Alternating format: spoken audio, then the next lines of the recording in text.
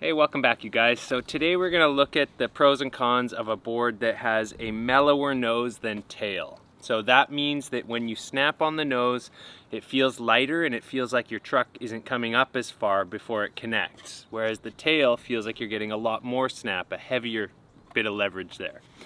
So what I have right here is, it is a Joker Skateboards deck that was made by Penswood. So this is actually my first time skating a Penswood board. So I'll do my best to give you guys a little mini review of what their quality and construction feels like. So far so good. I've been trying not to destroy the graphic before I actually film it because I think it's kind of a cool looking board. But yeah, let's get right into it. Let's look at this board and see what makes this nose mellower than the tail. And it has a lot to do with the fingers of flat like we talked about in a past video. So both of these kicks are the same steepness. The difference is fingers of flat. So we have about 2 on the tail and about 2.5 on the nose, which makes the nose pop a little quicker and easier, like we talked about with that dwindle board. The easiest way to see this is with a contour gauge. So I've pulled one up right at the middle of the bolt there, and you can see it's nice and flat. And when we do the same thing on the nose, you can see at the top there's all that daylight shining through. So it's about a big 1/8 of an inch. So that 1/8 of an inch might not seem like much, but in my case, it's enough to make it so that the nose hits before I'm ready to start flicking. It doesn't work with my timing that I've built up over 30 years. And the fact that it's the nose kind of compounds it, because like if we measure this, we can read about 7.25 to the bolts there, whereas the tail, which has less fingers of flat, reads about 6.75. So it's an extra 1/4 of an inch. So the longer your nose gets, the quicker it hits the ground. And again, is gonna make you feel like you have to flick sooner. So if you're a shorter person, this might actually work really well for you, but in my case, it makes me feel like I'm having to flick way too soon. And on the opposite end, with the short fingers of flat and a tail that is 1/2 an inch shorter, it's gonna make it go up even steeper. So the end result is a powerful tail, and I wouldn't say like a wimpy or underperforming nose, but a very easy popping nose. And this will have pros and cons. We'll get into it in a bit. First, let's get into the tail. I'm gonna show you one of the places that I noticed this the most. So I find it more difficult to navigate on transition with a slightly steeper tail. I like a mellower tail because it makes it easier to tic-tac, which makes it easier to control. So the best example for me is just doing these little pivots. I find it harder to hang out on the coping for a little bit.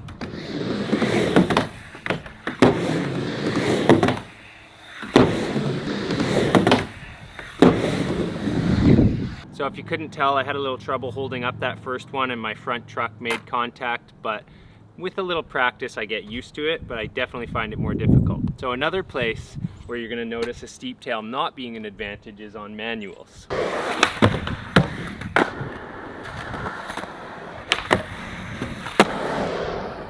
So as you can see, it's not like you can't do it, but again, you just have to work a little harder. Sometimes you have to put your foot a little further back on a steeper tail, and you have to get your body weight further back. So when you start trying more difficult manual tricks like kickflip manuals, 180 manuals, switch nose manuals if you're using the tail to balance on, that's where it starts to actually affect your performance. But it's not all bad. With that steeper tail does come some nice pop. And this being a 14-inch wheelbase, with some Venture 5.6, what are they? The V lights, so they have the regular axle, forged plate, and hollow kingpin. They're kind of like the perfect weight for this board. A tight wheelbase because the forged plates and the Ventures bring your wheels way out. So it's like really well balanced. So let's see if I can do some decent flat ground on this thing.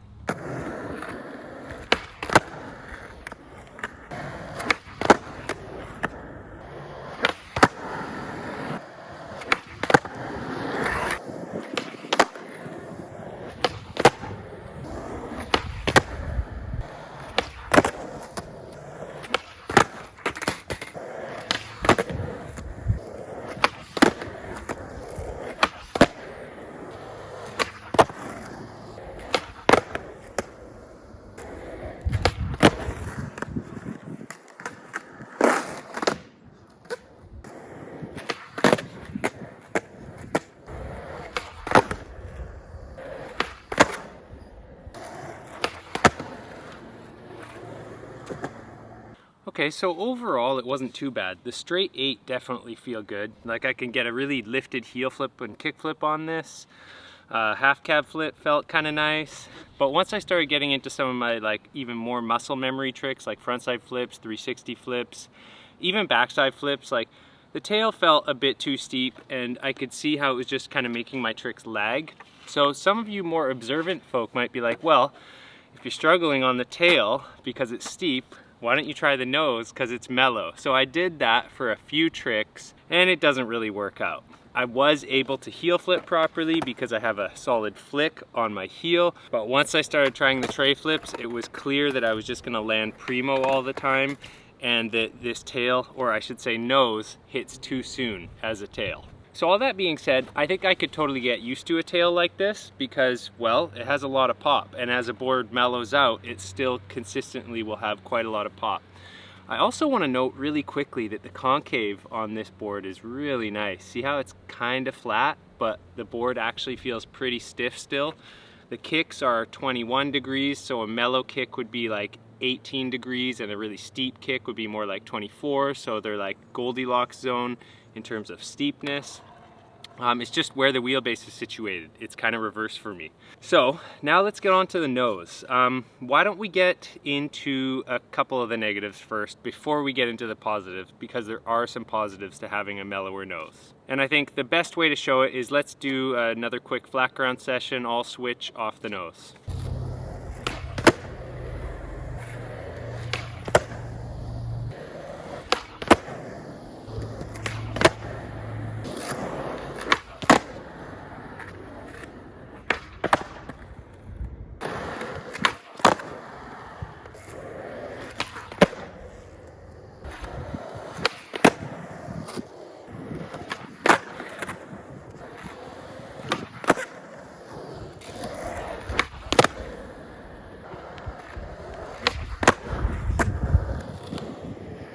Well, so far I gotta say I'm actually a little surprised at how much I'm enjoying this mellow nose.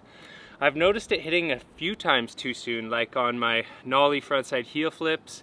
I haven't tried switch trays yet, but the switch front heel was first try and it was the easiest one I've done in a long time. My switch heels and nollie heels were actually popping better than I expected because when I was warming up they were all rocket flipping, but then they started to level out better.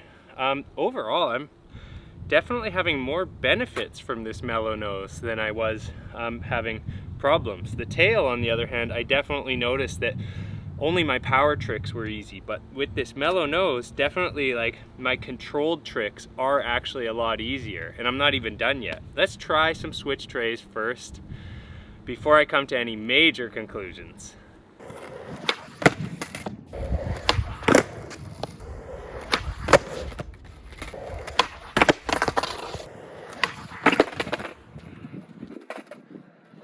Okay, let's try those on the tail.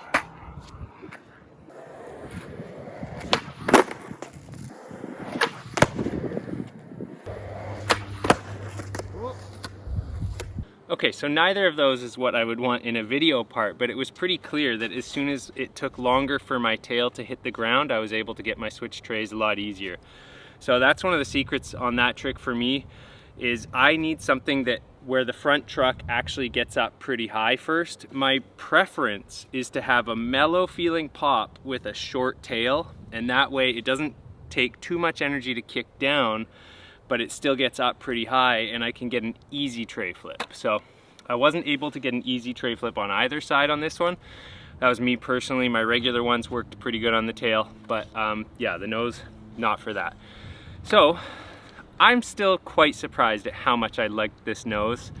And I haven't even gotten to the stuff that I knew it was good for. And what it's good for, in my case, is usually skating ledges, switch and nollie, because I find I'm just not having to work too hard to get up to that ledge. So maybe I'll have a quick little session on this to demonstrate.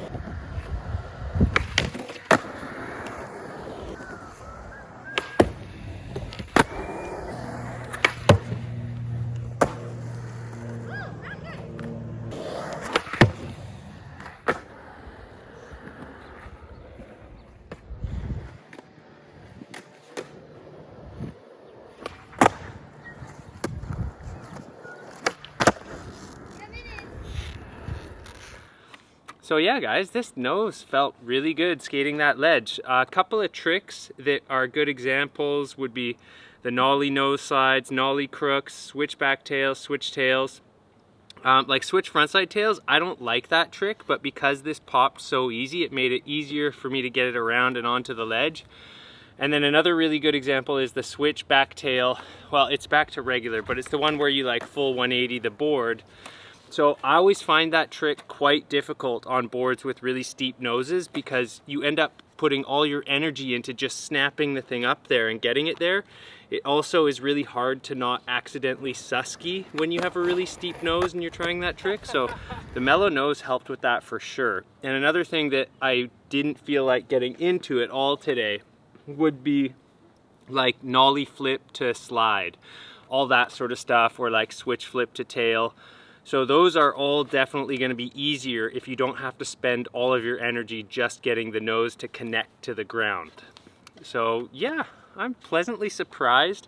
I love it when my biases are proven wrong, because like I came into this with all my assumptions like, yeah, they were sort of proven right, but I liked it way more than I thought I was going to. And that's the part that always surprises me. Like I could skate it for sure. It wouldn't be a problem and there would be some major benefits. I think having the 14-inch wheelbase with a steep tail over time would give me some spicier tray flips for sure.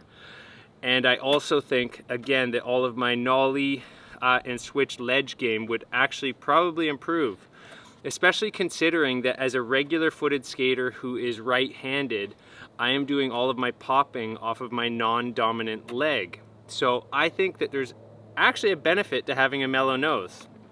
So yeah, this board isn't exactly as I would design it, but it's not bad. Like, I could work with it. Anyways, hopefully now you guys have a really clear idea what it's like to skate a board that has a mellower nose. It's not the norm, you don't see a lot of them, so if you're looking for that, well, you could check out Joker Skateboards. He's got some right now. This is the 8.25. I haven't come across a lot of boards that are like this. One of the other ones I rode that was like that was the Cape deck. It was like maybe it was carbon fiber or something like that. I skated that a long time ago. That also had a steeper tail and a mellower nose. There was a real board that was an 825. It had like some horrible floral print that looked like Auntie Doris's drapes. That one had a mellower nose than a tail. Yeah, you come across them sometimes, but not very often. So anyways, hopefully you guys got something out of this video, learned something. I know I did, and what I learned is that I actually like a mellower nose more than I thought I would. Yeah, I'm done. Before we let this outro get too much more awkward, I'm gonna go. Till the next one.